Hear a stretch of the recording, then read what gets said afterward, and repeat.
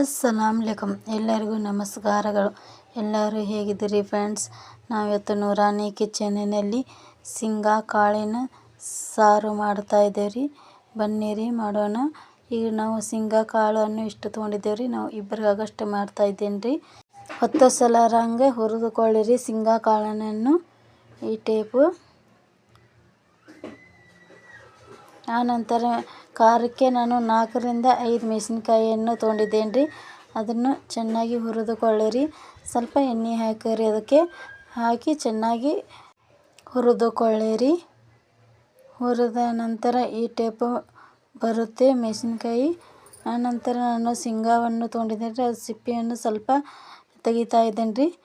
ಈ ಟೇಪ್ ಎಲ್ಲವನ್ನು ಸ್ವಚ್ಛ ಮಾಡಿಕೊಳ್ಳಿರಿ. ಆನಂತರ ಕುಟ್ಟಣಿಯಲ್ಲಿ ಶೇಂಗಾ ಕಾಳನ್ನು ಹಾಕಿ ನಾನು ಕುಟ್ತಾ ಇದ್ದೇನೆ ರೀ. ಸ್ವಲ್ಪ ಅಡ್ರ ಬಡ್ರ ಕುಟ್ಟಿಕೊಳ್ಳಿರಿ. ಈಗ ಫಸ್ಟಿಗೆ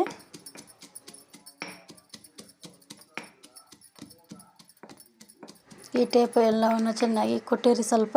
ಅನಂತರ ಅಡ್ರ ಬಡ್ರ ಆಗಿಂದ ಮೆಣಸಿನಕಾಯಿ, ಕೊತ್ತಂಬರಿ, ಜೀರಿಗೆ, ಬೆಳ್ಳುಳ್ಳಿ ಹಾಕಿ ಎಲ್ಲವನ್ನು ಮಿಕ್ಸ್ ಮಾಡಿ ಚೆನ್ನಾಗಿ ಮತ್ತೆ ಕುಟ್ಟಿಕೊಳ್ಳಿರಿ.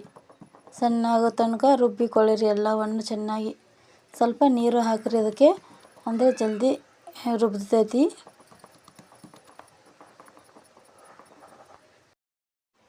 ಈ ಟೇಪ್ ಎಲ್ಲವನ್ನು ಚೆನ್ನಾಗಿ ರುಬ್ಬಿಕೊಳ್ಳಿರಿ. ನಾವು ಶೇಂಗಾ ಪೇಸ್ಟನ್ನು ಎಲ್ಲರೂ ಚೆನ್ನಾಗಿ ರುಬ್ಬಿದೆ ನೋಡ್ರಿ. ಈ ಟೇಪ್ ಬಂತು. ಆನಂತರ ಒಂದು ಬೌಲ್ನಲ್ಲಿ ತೆಗೀರಿ. ಅದನ್ನು ತೆಗೆದು ಅದನ್ನು ಸ್ವಲ್ಪ ನೀರು ಹಾಕಿ ತೊಳೆದು ಆ ನೀರನ್ನು ಮಸಾಲೆಗೆ ಹಾಕಿರಿ.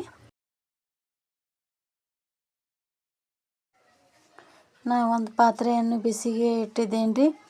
ಅದು ಪಾತ್ರೆ ಕಾದ ನಂತರ ಅದಕ್ಕೆ 2 ಸ್ಪೂನ್ ಎಣ್ಣೆಯನ್ನು ಹಾಕ್ತಾ ಇದ್ದೇನೆ ರೀ. ಎಣ್ಣೆ ಕಾಯಬೇಕು ರೀ.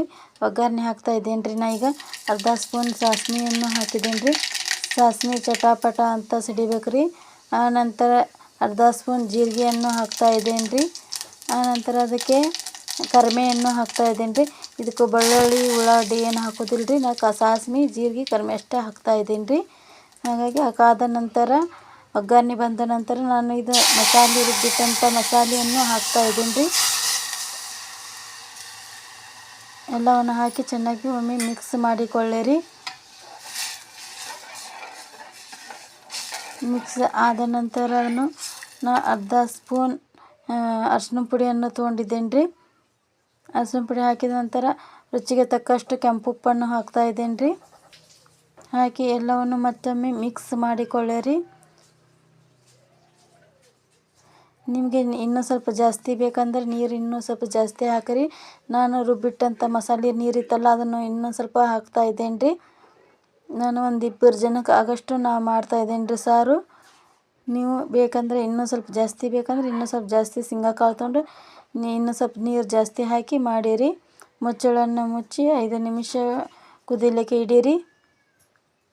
ನೋಡಿರಿ, ನಮ್ಮ ಶೇಂಗಾ ಸಾರು ಕುದೀತಾ ಇದೆ ರೀ. ಈಗ ಎಷ್ಟು ಚೆನ್ನಾಗಿ ಬಂದಿದೆ ನೋಡಿರಿ, ಹಸಿರು ಹಸಿರಾಗಿ ಶೇಂಗಾ ಸಾರು ರೆಡಿಯಾಗಿದೆ ನೋಡಿರಿ.